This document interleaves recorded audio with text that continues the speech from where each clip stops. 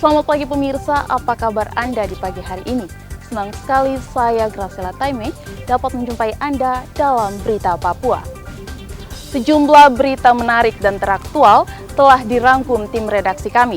Berikut 3 berita utama hari ini.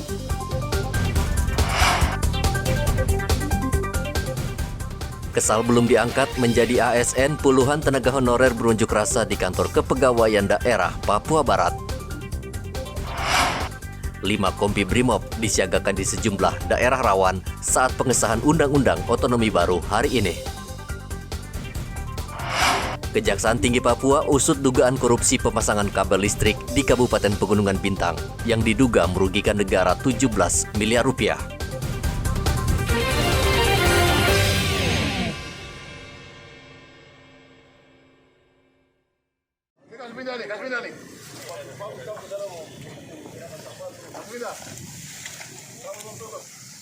Puluhan tenaga honorer berunjuk rasa dengan membakar ban bekas di depan kantor Badan Kepegawaian Daerah Papua Barat Rabu kemarin.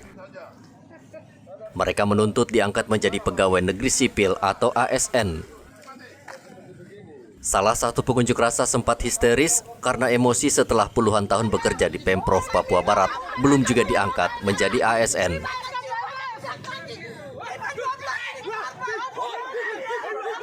Penjabat Gubernur Papua Barat, Paulus Waterpauw, menemui para pengunjuk rasa dan memerintahkan mereka membuka blokade serta memadamkan api. Ia meminta mereka tetap tenang dan bersedia duduk serta berbicara baik-baik tanpa melakukan blokade dan penyegelan. Saya mau bicara, padamkan dulu api itu. Paulus berjanji akan membawa aspirasi mereka ke pemerintah pusat melalui Kemenpan RB. Paulus meminta pengunjuk rasa bersabar dan sama-sama mencari jalan keluar. Saya bilang oke, saya hadir di sini untuk Kemorang, jadi sabar, berdoa terus. Saya akan berangkat segera ke Jakarta dan kemudian ada rapat dipanggil, saya langsung menuju ke Kementerian PAN RB. Jadi kita urus ini dan akhirnya sudah turun itu. Sudah turun yang kemarin saya umumkan, walaupun mereka ada yang masih kurang terima ya. Tapi sebenarnya itu puji Tuhan, artinya dalam waktu cepat, dalam batas waktu yang ada ini kita bisa kolaborasi bersama, berkoordinasi, komunikasi baik, dan doa juga, dan sudah dijawab. Nah, kan tinggal saudara-saudara, adik-adik orang semua ya. Jadi saya minta ini barang-barang ini bisa dikomunikasikan. Saya sekarang sebagai penjabat gubernur itu orang bilang utusan pemerintah pusat yang menjabat di sini. Puluhan tenaga honorer ini sudah puluhan tahun mengabdi di Pemprov Papua Barat, namun mereka belum diangkat menjadi ASN. Saat ini jumlah tenaga honorer di Provinsi Papua Barat berjumlah 1.283 orang, dan baru 439 tenaga honorer yang diangkat menjadi ASN. Edi Musahidin melaporkan dari Manokwari, Papua Barat.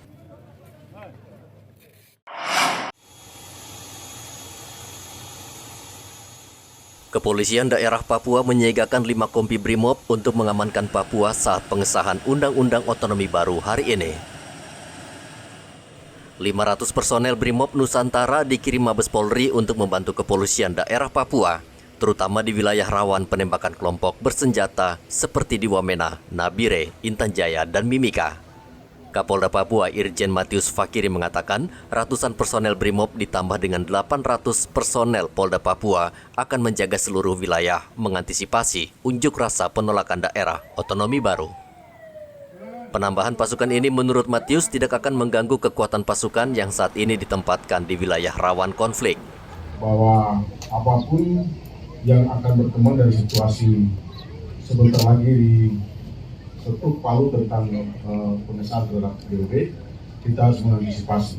Kami telah meminta bantuan dari Mabes Polri, ini sebanyak 5 kompi Brimob Nusantara, nanti ditambah perkuatan Polda Papua untuk bisa mengisi khususnya beberapa titik krusial, seperti yang di Wamena, Kabupaten Jayapura dan Kota Jayapura, termasuk Nabire.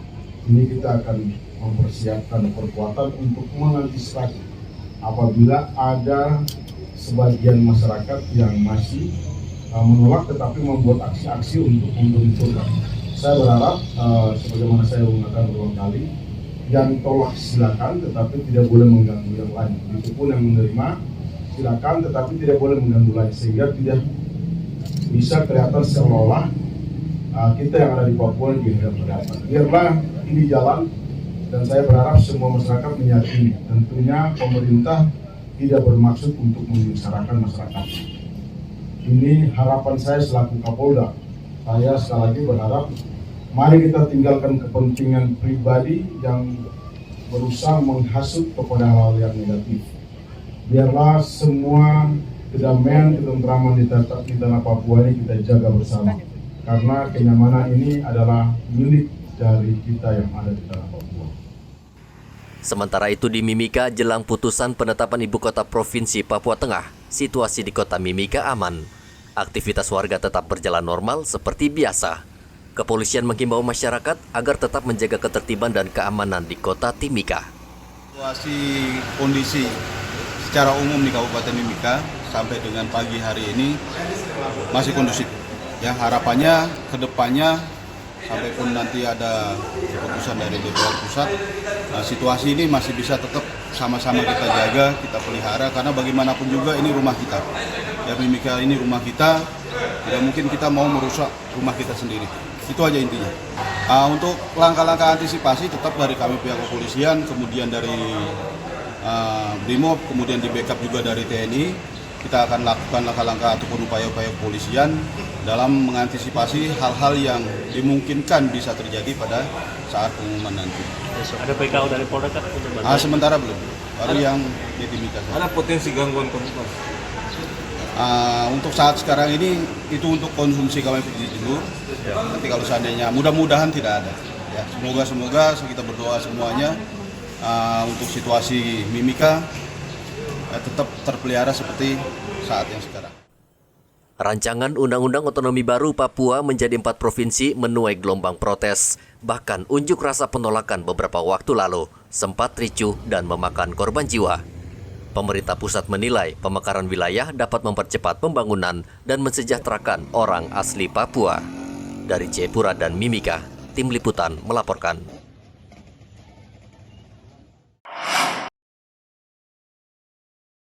20 tahun berjuang, keinginan warga Merauke untuk menjadi bagian dari wilayah pemekaran baru, yakni Provinsi Papua Selatan, akan terkabul.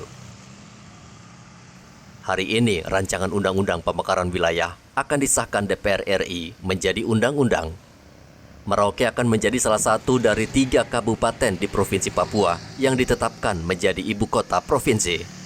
Sekretaris Daerah Merauke Ruslan Ramli mengatakan wajar warga merasa sangat senang dan euforia karena penantian lama akhirnya membuahkan hasil.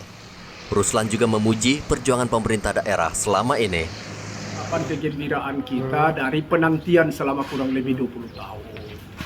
Jadi Pak Bupati sebelum berangkat kemarin ke Jakarta juga sudah mengarahkan kami di kebun sana dan ditugaskan asisten 1. Asisten 1 hari ini juga akan rapat, kemarin sudah mulai rapat untuk pawai ungkapan kegembiraan kita.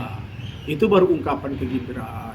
Sangat mungkin ketika Pak Bupati pulang dan undang-undangnya juga sudah disahkan, membawa undang-undang pulang, kita akan adakan syukuran. Karena ini penantian dari seluruh rakyat di PPS 4 kabupaten yang penantian sudah cukup lama, yang sudah telah digagas oleh orang tua kita, tokoh masyarakat, yaitu Pak John Kulogades sejak tahun 2002 atau 20 tahun yang lalu.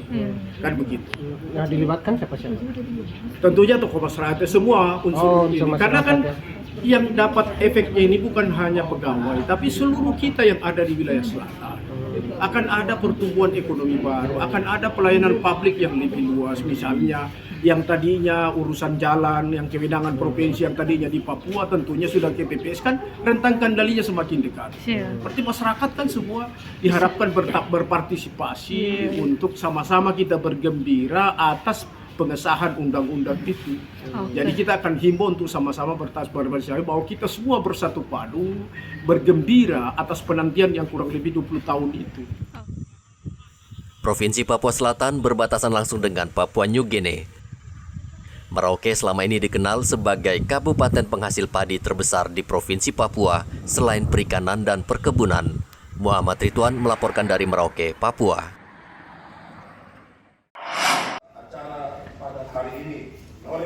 Forum Kerukunan Umat Beragama FKUB Mimika menggelar doa bersama agar situasi di Mimika dan Papua secara keseluruhan aman dari kerusuhan yang belakangan diwarnai unjuk rasa terkait pro kontra penetapan ibu kota di Provinsi Papua Pegunungan Tengah.